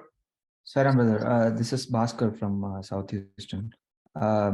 So regarding the community adoption, I guess it would be still okay to partner with other organizations to do that, because I remember for Region 10, the Rosharon Cambodian village adoption, we partnered with for building their houses after Hurricane Harvey. We partnered with another organization called Seva International. I guess that should also be okay, right? I think so. I think generally the question on partnership, right? You're always okay to, I think obviously for first preference is to sort of go on our own, right? Because obviously there will be always conflict of interest. Some of the things that we want to do don't match with the ideals of the different organization and so on, right? But if there is a match like that, where you're looking for the two groups that actually have similar objectives come together, I think they're certainly totally welcome to do that for sure, right? Right. And also if they already have the resources that we need for supporting certain activities, right? Exactly. For example, right, let's say sister from Boston had point. I think let's say if there is a community, if you're serving in a community with, doing, let's say your home like a home building service, right? What you're doing in Houston, for example, right? There you can actually, potentially connect a medical camp. Doctors can be from a different organization, but you can facilitate that, right? In a sense. So those are all options that we can certainly consider for sure. But the answer is yes. I think you can certainly partner as long as they have the like-minded, that have the same objectives like us, right? Where there is no conflict of interest or conflict of ideas. I would say that's certainly I would think about that. Okay, thank you. Any other questions on the? So I think one question is, how do we identify a community is one, right? The other question that I've sort of taken is, what is, I mean, let's say if you're serving on a weekly basis at a particular, going to a community, is that good enough, right? The answer there, I think, is actually that is a regular center activity, but the idea here is that you actually sort of covered that community in more depth, right, in different areas, right, not just one time or one activity that you cover. We'll have more sort of information on this, and then maybe we'll meet up again, and then go through that and think about it. But I think I would say between now and let's say the next 6 weeks or so, right, the idea is to have at least start to identify some communities that we can think of and discuss in detail by like sometime in May, right, where we want to come together and say, you know what, now this is the list that we have from the US. So the goal is, can we have 2 communities per region, right? In some sense it might not be possible. At least 2 per region that we can identify and provide end-to-end support or support in various dimensions of, like, say, our social care, educare, Medicare, right, and EnviroCare, if you think about those areas. The second activity that is kind of that we've identified is, in fact, it's been inspired by US, and that's not being talked about as a potential activity for as a goal for the entire organization, which is tutoring, right? The idea is, can we tutor at 100 schools, right, worldwide? So 100 communities for community support, community adoption, 100 schools at least, right, worldwide, to support them with tutoring services, right? I think there's a distinction here, which is EHV versus tutoring, right? So EHV is basically providing value education, right, value-based education. Ideally, if we can combine that with subjects, sort of secular education, if you will, that would be the most preferred route. But I think the idea of tutoring is really about helping children with math, physics, or science, or social studies, English, reading, and so on, right? And the idea there is to, again, I think we can think of what age groups and what in person or virtual and so on. All these are sort of on table, but the idea is, can each region that we have here, or can every center think of supporting a school or a school district, with tutoring, right? For example, in the Bay Area here in California, we partner with 2 chartered schools, that are actually sort of serving Hispanic community, right? There, I think we're serving now 3 schools, I think, on every Saturday.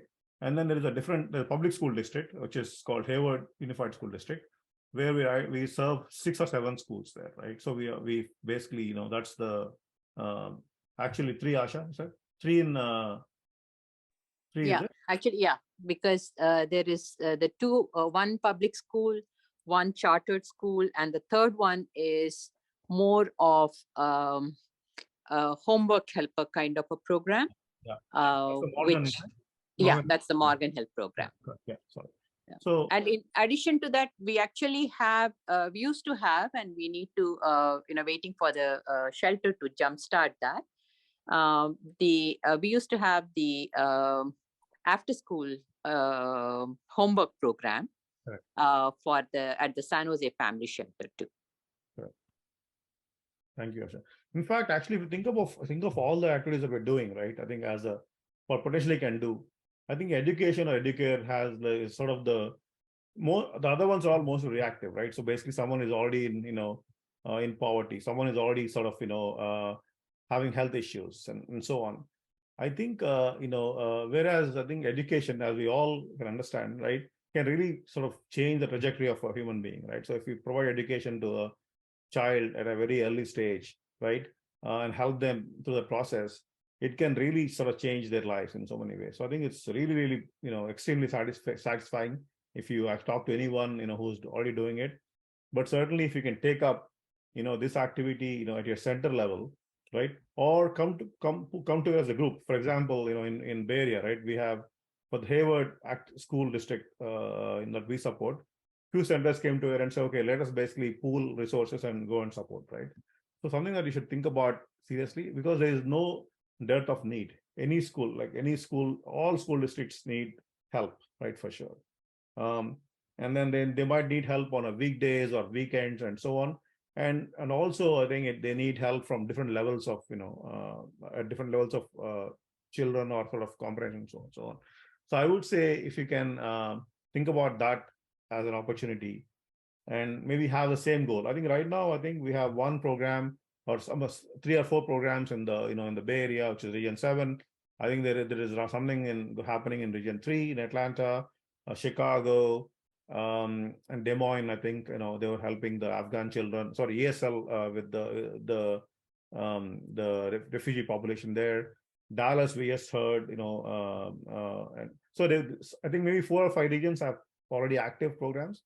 The idea is, can other regions sort of take up activities in this area where we can have 100 schools that we can support.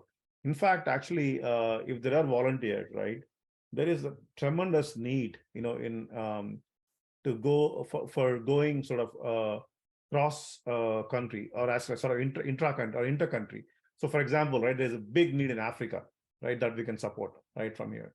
The SSSIO schools in Africa, or like in there are in Asia, Malaysia, they all need help. So we can have volunteers go and support, or actually support them remotely as well, right? So I think something you should think about as an opportunity. You can talk to your center folks, and we'll have some slides over the next few weeks that you can share in a center for everyone to think about this aspect as well. So the second one, which is the tutoring program. Any questions on this? Any comments? One comment, Sridhar here from Chicago Metro. Is there, when you say community adoption, we are seeing right now a surge of refugees coming up. Would that be also an option to think of adapting any of the refugee camps and then helping through that? Afghan refugees are coming up, and I'm trying to reach out to what we can do, including the tutoring, all those things. That's something that could be a choice. Sorry. Absolutely, yes. Answer is yes. I think, in fact, that will be something that we, that we should do if possible, because I think something that we are, and there's experience also, right? I think, for example, you can talk to folks in Dallas, folks in Houston, folks in the Bay Area who have already done this, right? So I think there are some. So whenever you go to some new organization to support or help, right, it's always good to sort of take some testimonials or take some data, so they understand who we are and what we're already doing. So we are basically now representing, although, for example, Dallas might not be in Region 5, right? But the work they're doing can be representing, our organization, and that can be used as a testimonial, right? So essentially, they know that we know what we're talking about in that sense. So yes, absolutely. I think helping refugees, as and that communities, those communities are certainly part of our community adoption support programs.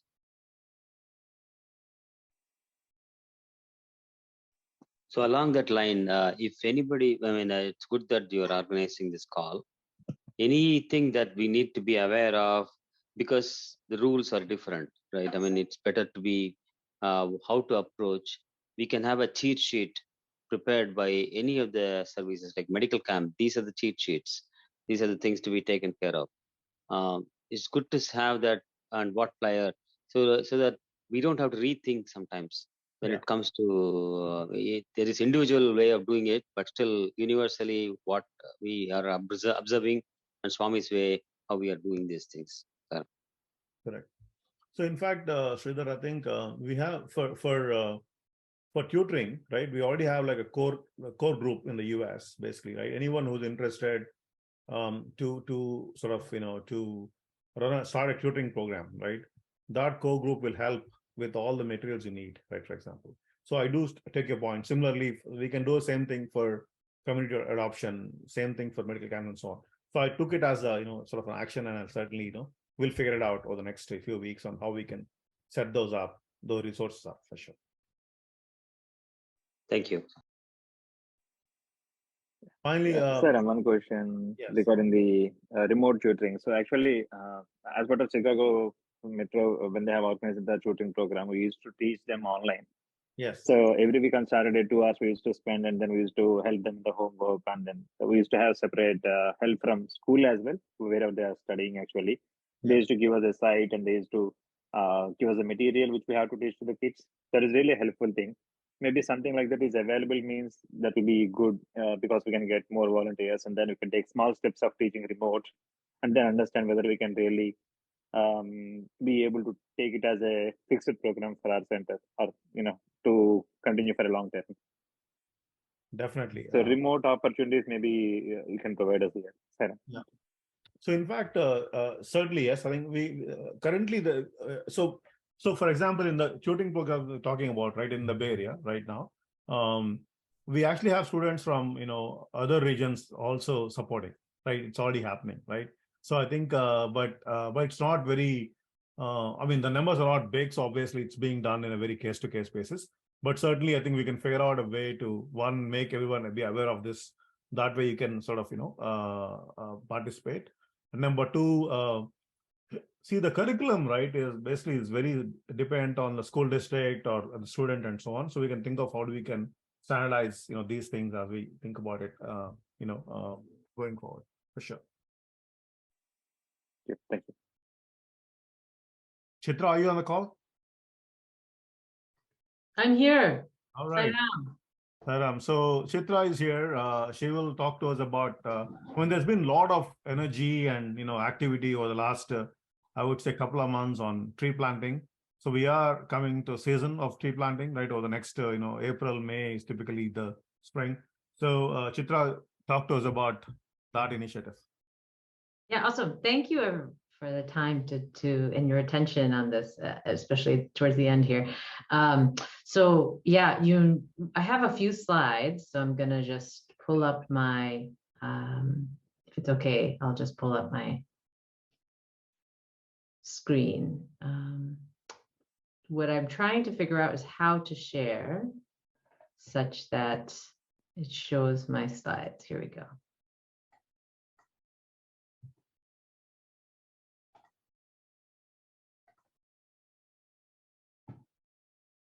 No, that's not. Sorry, I'm sharing the wrong thing. Here we go. There we go. All right. So 1 million trees, as you've probably heard this, so I'm going to quickly go through the slides. That way there's a little more time to talk. But yes, so in the US, we've taken on this tree planting initiative for SSSIO 100. Many of you have been involved. I've invited all the tree coordinators to come. I don't know how many were able to join me, a few here today, but I invite any of them to put themselves on screen just to say hello. Just for your awareness, the coordinators are these folks: Sairam, Sister Shailaja from Region 2, my region. I'm the National EnviroCare Coordinator, but also leading this task force, and two other wonderful sisters have been helping in sort of making sure these meetings go on week after week. We've been meeting every week since Swami's birthday, around Swami's birthday time. And the idea was we were going to set out, learn some lessons working together, and then actually share some information with the national committee. And all of these people were nominated by their regional presidents and have shown great enthusiasm and interest. And I think several of them are also Seva coordinators, some are YAs, some are, and then others are just really enthusiastic folks. Like Sister Shailaja was super helpful in even putting this presentation together, and has a forestry background, USDA, US Department of Agriculture background. And so said, I know something about this, can I please help? So similarly, several of the people on this list are like that. And we've had a couple of events. We have some great resources and tools for you all. But the main thing is I wanted to share that, we need a lot of help. We're looking for partners. We know Swami, of course, has said reforestation is really important. So we're doing this based on Swami's divine command. And then we're looking for your help. I know many of you have already started to do these tree planting activities, and many of you are looking for these kinds of partnerships. But no matter what it is, we are saying it's okay to work with other partners, and because we need to source trees, we need to identify locations. Many times the places that you want to plant may not be your own land, so you need to get permission, whether it's other public land or private land, you need permission. And then we need always to think about what's the plan for stewarding the trees, because it's not enough to just plant it. You need to make sure they get watered over especially the first few years when they're vulnerable, or you just accept that some percentage of them are not going to make it and you plant, 50% more than you would have otherwise. But all of these things, we would love for your support and attention on this.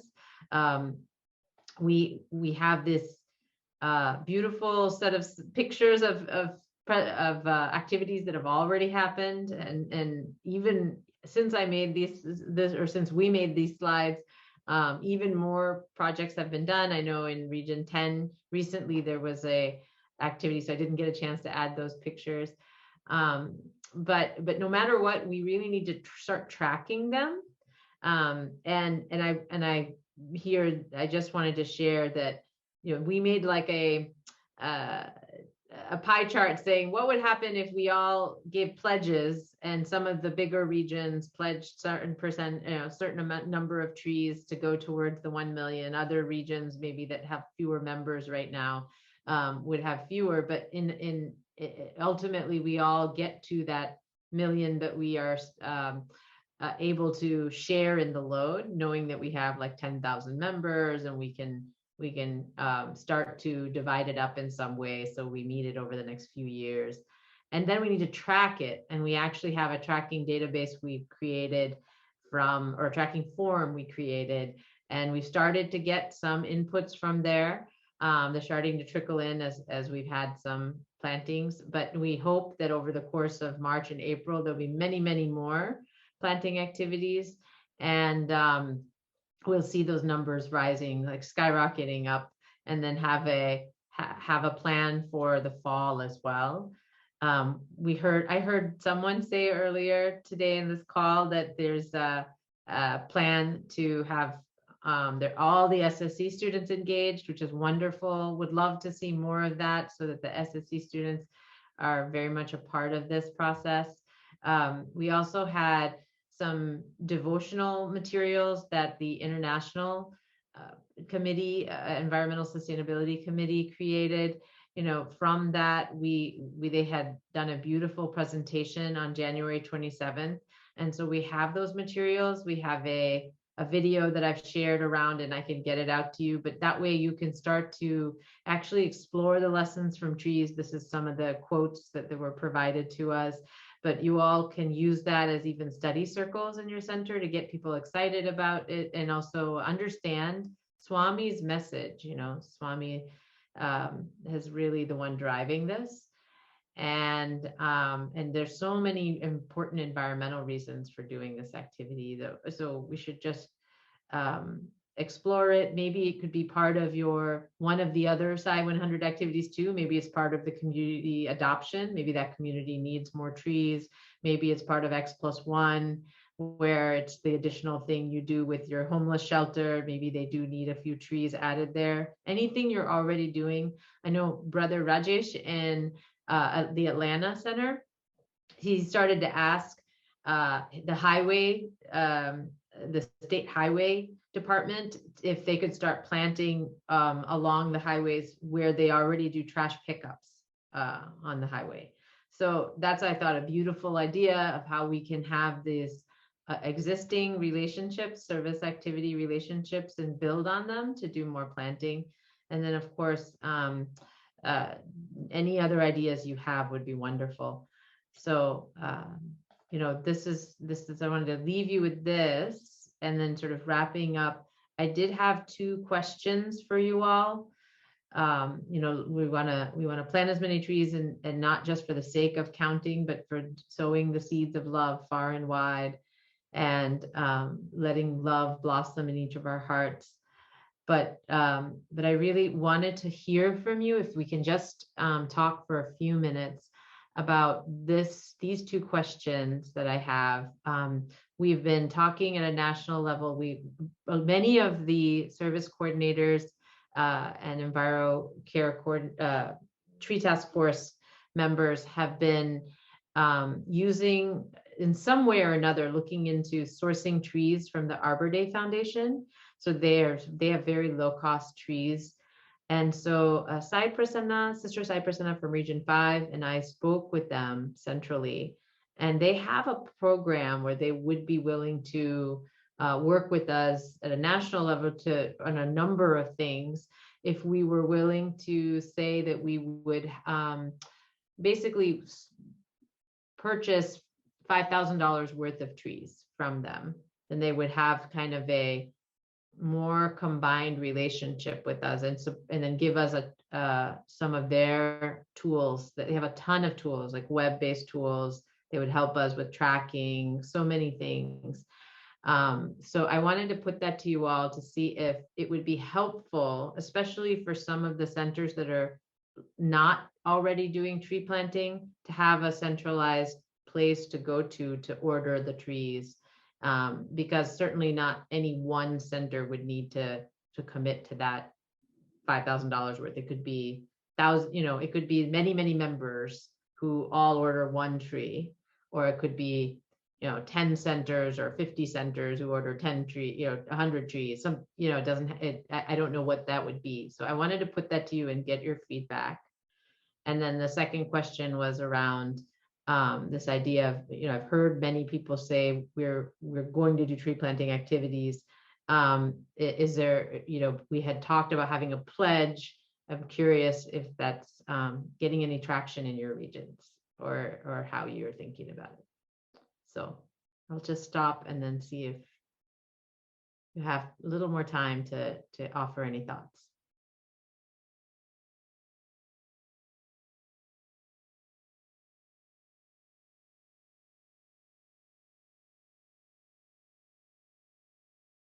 I think, Chitra, just on the first question, just opening up, I think it's kind of depends is the answer. I think it's we have to think through sort of different aspects.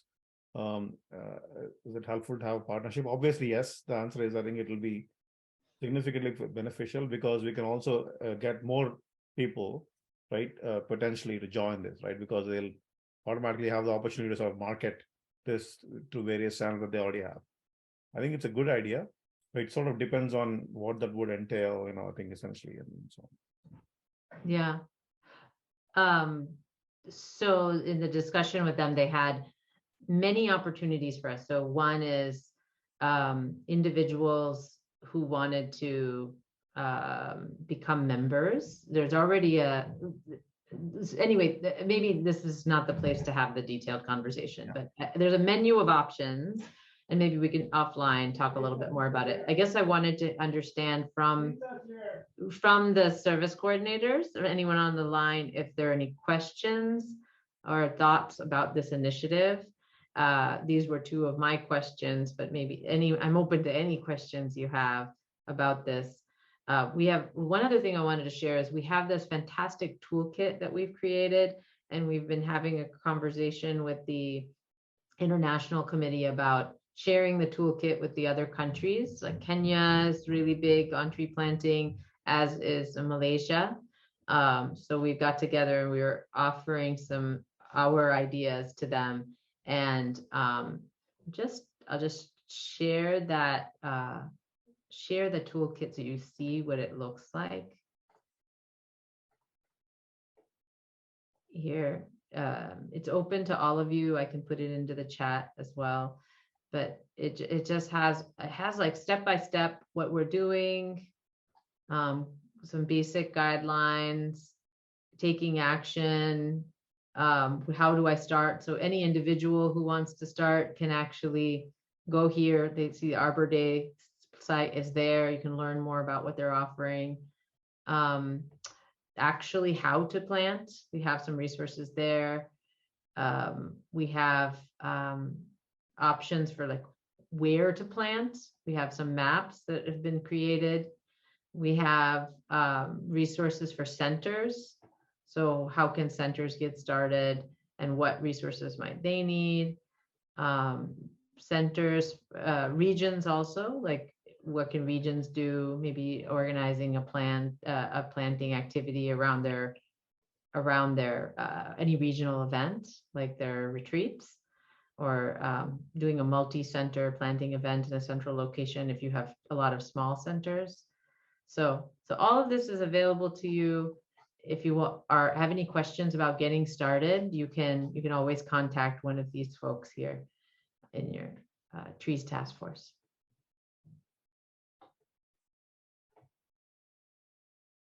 Okay. The question is this available for reference? Is this toolkit available for reference? Absolutely. I'll put it into the chat, and I'll take your feedback on what's the best way to get the information out to everyone beyond this chat. And the other thing I'll say about the toolkit is it's not specific to any one region or one location. We tried to provide general resources, knowing that you have the option now to tailor it to your region. So for example, I know that Cypress in Region 5 is taking this and then drilling down and putting more Chicago and Illinois, Midwest specific resources and organizations information into it. And then Brother Vasuki from from North Carolina is actually building a database with tree partner organizations for all the major centers in the US. So hopefully we'll have that available to you too. And then we've also created a bunch of media things. So one of the brothers has created a bunch of banners for event. And when we have a template, anyone could have the banner printed. So when you go do your planting event, you can just have that created, and that will let all your volunteers know where to come. We have a number of videos we've created, as well as other, we're planning on working with the media team to have articles written so you can let people know and hopefully build the enthusiasm for the event, and then keep your center members excited about joining and learning. So we'll keep doing that, but hoping that you all will plan something for April, especially around April. There's actually an Arbor Day on April 28th. April 29th, we have an event that around that time, we're trying to nail down the actual speakers. But when we do that, we're planning on having an event where we can build some more enthusiasm. And we're hoping you all will organize an event sometime in April and take some videos. Because if you take the videos, we'll stitch them into a presentation and have it at that event where we can show all of it. So, any thoughts, or anyone want to share any plans they have for this planting season? I think everyone's tired out. I think so. So, Sister Chitra, thanks for the presentation. So this 1 million number, is it for just US or for the whole world? Yeah, well, let's just say, we threw out that number. The Kenya themselves have said we're going to surpass 1 million. So it's definitely not for the whole world. Okay. We threw it out as the ambitious goal for the US. Let's see if we can hit it. It's not a commitment so much as an inspiration. That's fine. Yeah, just want to check. Thank you. Yeah. For Region 5, I've asked all the service coordinators from the center to assign one person as an EnviroCare coordinator or for the tree planting. Awesome. And, I'm requesting that again in this meeting with whoever is there from Region 5. Please assign one person for EnviroCare and coordinate with the tree planting. Thank you. Awesome. There's a question on the chat, but I think Ananya has a hand raised. Yeah, Ananya, go ahead.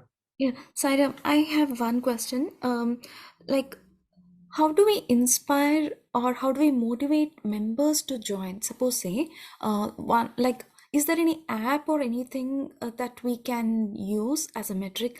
Now suppose in my center there are like 3 people who did a planting of 10 trees.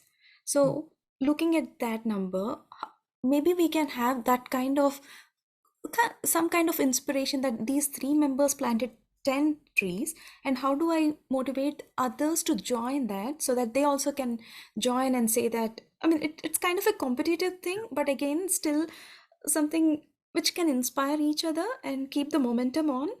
So any like, I know there's a database or an Excel that you actually have, Excel or Word.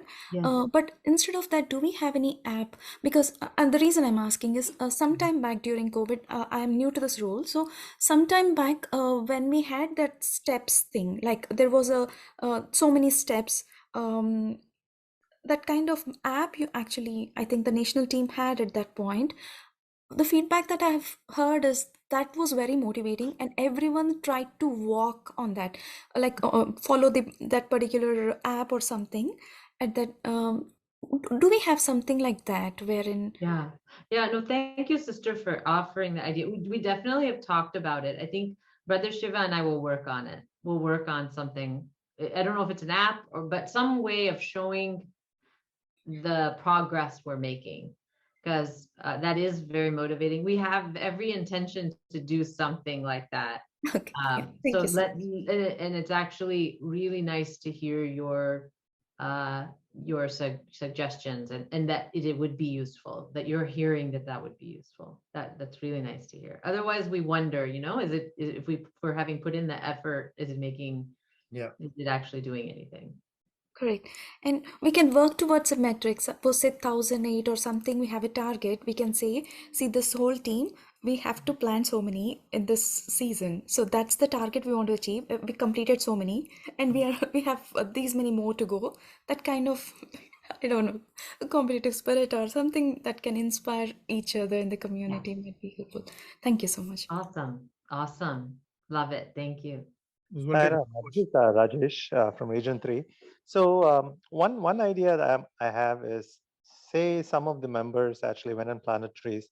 What you could do is, if you could share that like before or after the devotional program, when there are a lot of folks meeting, like before bhajans or after bhajans, if you could have a short slideshow and then share what you did, that will definitely inspire others to also do that. So that's just an idea. Sure.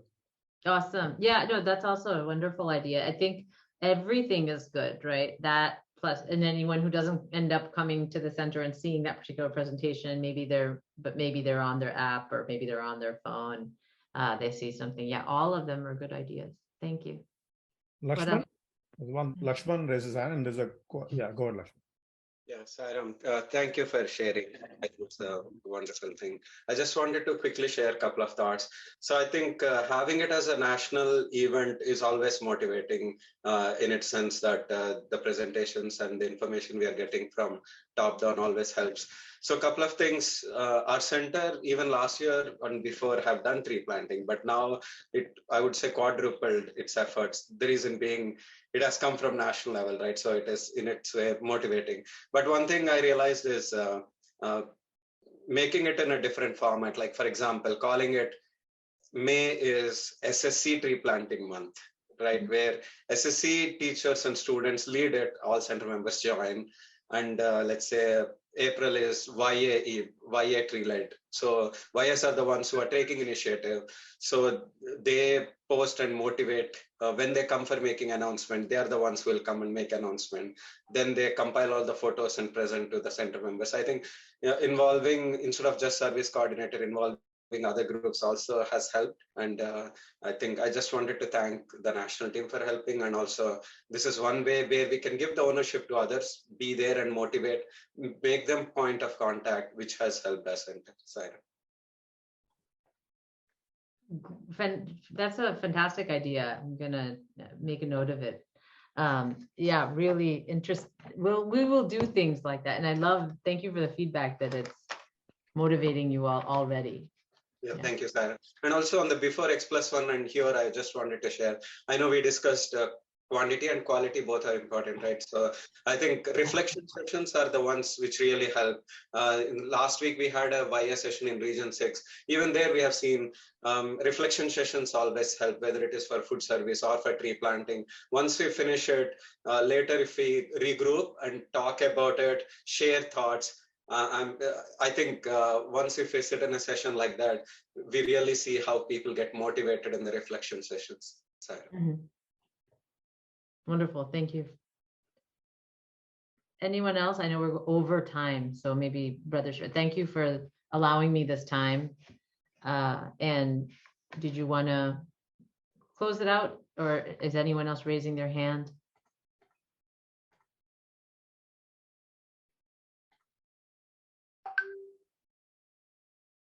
Anyone else have any thoughts or comments? If Brother Shiva's back, sorry, allowing me to have more time, then I'll take more questions. No, I think it's we already had a long meeting, so let's probably wrap up. Thank you so much, Chitra, for sharing, and well, thank you all for joining. So we'll follow up with. So I've taken some notes on the questions. Also, I think we'll meet again to go in detail to talk about these activities, and yeah, we'll share communication and so on. So I think it's a wrap. It's about 4:20 now. Let's end with 3 Shantis. I send the recording to all of us here and also everyone in the centers, so you can share with the membership. Om